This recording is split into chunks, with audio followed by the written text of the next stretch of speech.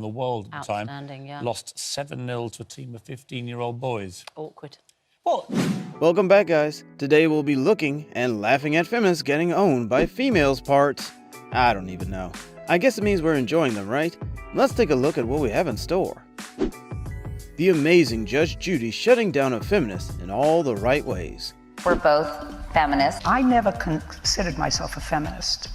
Whether it be a lawyer or a judge, I never belonged to a woman's organization. I wasn't a woman lawyer. I was a lawyer who happened to be a woman. And I wasn't a woman judge. I was a judge who happened to... This feminist believes she knows how to fix America. I think that a bunch of white people came here like 200 years ago and stole land that Native Americans were living on.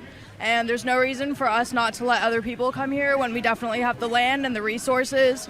And instead of spending like $600 trillion on military, we should give those people medicine and food and water and She wanted to stand up for women's sports, but then Paz shed light on the fact that they lost to 15-year-old boys. To the debate about whether the professional ladies football teams, the international ones, could beat men's teams. It's been sent a story here from the Evening Standard. This was 2 years ago. The Australian women's national team, who were ranked number 5 in the world at the time, yeah. lost 7-0 to a team of 15-year-old boys. If there were women on the panel, Tracy. If there were women on the panel, they would, ask any woman if she would choose her car over her children, and she'd take the kids any day, whereas I would question a lot of men out there, frankly. Tracy, I can't There's a believe what I reason just that heard women you live say. longer, Mark. Let me tell you. It is because we are stronger and we are happier at the end of the day than most men. And that is factual, and you know it. When men are married to women who scream like you, they just want to die sooner. Mark really is on a roll. Dan Springer. Well, my next guest says that these tests are great for unsuspecting men everywhere and will actually stop women from cashing in on their offspring. Well, surprise, surprise, the man with that view is Mark Rudolph, and Lise Will disagrees. Mark, you can't actually believe this. I absolutely believe it. Women are untruthful, they're unfaithful, and they're unabashedly mercenary. The gyno-judicial system allows them to commit paternity fraud, and that's exactly what's going on here, as Dan Springer said. You know, they just did a study in New Hampshire. They found 30% of men paying child support were not the biological fathers. And a recent study in Australia of 6,000 DNA tests showed that 25% of the women were lying. So this is... The female reporter is not supporting this woman's movie. And then there's the issue of freedom of speech. So let's deal with that. Are you dismayed that some people won't be able to see the film and make up their own minds because of the protests, specifically here in Australia? Absolutely. I think people need to see the film in order to have an opinion about the film. And unfortunately in Australia, we've had so many screenings pulled from theatres that it's preventing Australians from being able to see the film for themselves. Yeah, which, you know, as you say, sort of restricts the conversation that we're able to have around this. Now, on the content of the film, Cassie, I mean, I think it's really interesting and it's important probably to highlight some of the issues that men are facing in the modern world that they feel are, you know, really holding them back or getting them down. But can I ask you this? If you wanted to make a film about the issues facing the modern man, why did you have to focus on the views of these extreme misogynists of the men's right movement, people like Paul Elam? Why do you highlight men's issues by promoting men who minimise women's issues? She seems so confused. But when you talk, say, about domestic violence, and there's a sort of thesis behind it, and I'm putting it in a bit of a nutshell here, so feel free to rephrase it, that men are, in the end, if men are pushed too far by a too aggressive a feminism, there will be a backlash, and that there is, you know, there's a sort of undercurrent of violence, be it verbal. Oh, that's a warning, that's a warning, not a commentary it's a warning on the that utility kind of of that. suggests that there may be sort of fault in those who push progressivism too far. They will get a backlash.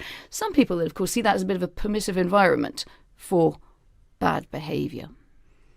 Well, people tend to confuse describing the likelihood of something with supporting the fact that it exists, and I'm describing the likelihood of something, not supporting the fact that it exists. If you push too far on the left, you're going to get a backlash on the right. That's how things work. And this is just a derivation of that as far as I'm concerned. How does that work in the context of domestic? Now, I did not expect that from Kim Kardashian.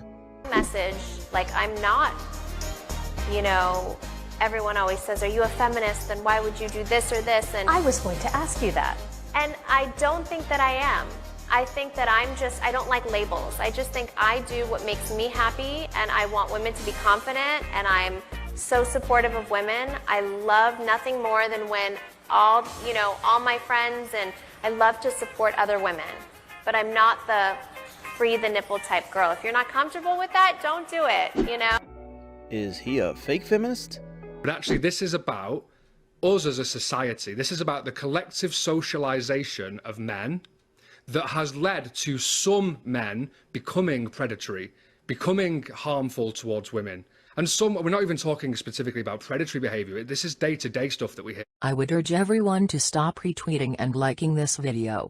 I briefly dated Chris Hemmings last summer and experienced multiple incidents of emotional, mental and sexual abuse. He knows the right things to say and ask.